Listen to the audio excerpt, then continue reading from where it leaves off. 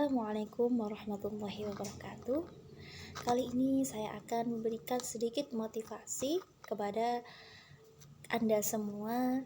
Semoga motivasi kali ini bisa menggugah semangat kita, menggugah militansi kita untuk terus berkarya, untuk terus semangat dalam hidup. Ya, di sini saya akan menyampaikan 10 pemuda yang mengguncangkan dunia. Ada sebuah kalimat yang pernah disampaikan oleh Bung Karno pada pidatonya. Berikanlah aku 10 pemuda, maka akan kuguncangkan dunia. Pertanyaannya, kok bisa 10 pemuda mengguncangkan dunia? Lalu bagaimana pemuda yang bisa mengguncangkan dunia ini? Kalau kita lihat, di Indonesia saat ini menjadi peringkat pertama akses pornografi di dunia. Belum lagi kalau narkoba masuk ke Indonesia.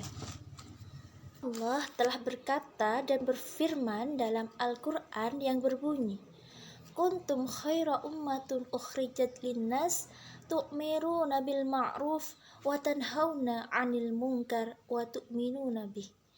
Apa kata Allah? Kamu adalah umat yang terbaik, maka tunjukkanlah yang terbaik. Allah sudah melukiskan pemuda yang baik dalam Al-Quran.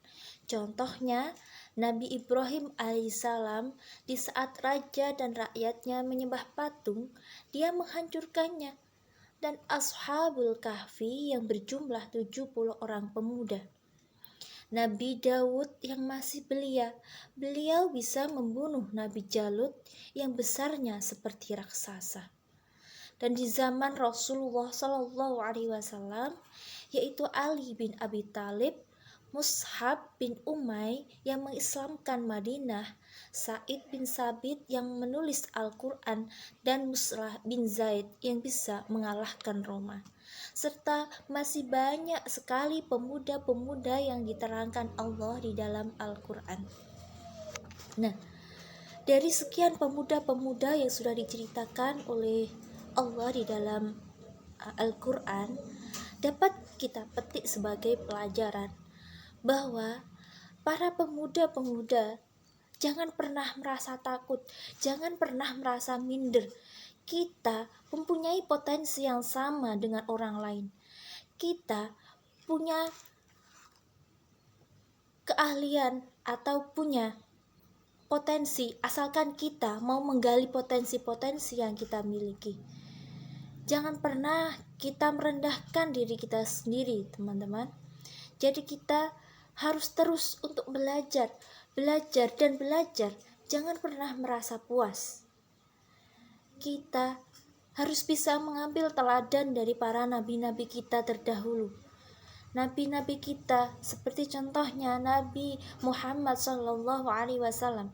Saat beliau berdakwah, banyak sekali orang-orang yang membuli, memusuhi beliau, bahkan sempat ingin membunuh beliau. Tapi satu hal yang dapat kita petik dari beliau adalah nabi yang dapat kita jadikan teladan, nabi yang dapat kita jadikan contoh. Dengan kesabaran beliau, dengan ketekunan beliau, dengan kedermawanan beliau, dan dengan kesabaran beliau dalam menghadapi musuhnya, beliau dapat menaklukkan musuh-musuhnya tersebut. Dalam medan dakwah, dalam medan juang, banyak sekali kita menghadapi rintangan dan tantangan. Namun jangan pernah menjadikan tantangan dan rintangan itu menghambat potensi yang kita miliki. Jadi potensi itu harus kita gali, harus kita jadikan untuk terus semangat. Jangan pernah bosan, jangan pernah minder, jangan pernah merasa puas dengan apa yang ilmu yang kita miliki saat ini. Begitu ya teman-teman semua, cukup singkat yang dapat saya sampaikan. Semoga apa yang dapat saya sampaikan kali ini bisa bermanfaat, bisa membuka wawasan kita semua untuk terus berkarya, untuk terus berdakwah. Meskipun banyak sekali cobaan yang datang menghadang ya. Cukup ini yang dapat saya sampaikan. Wabillahi taufik wal hidayah waridho wal inayah. Wassalamualaikum warahmatullahi wabarakatuh. Salam keren, salam juara, saya pasti bisa. Bismillah.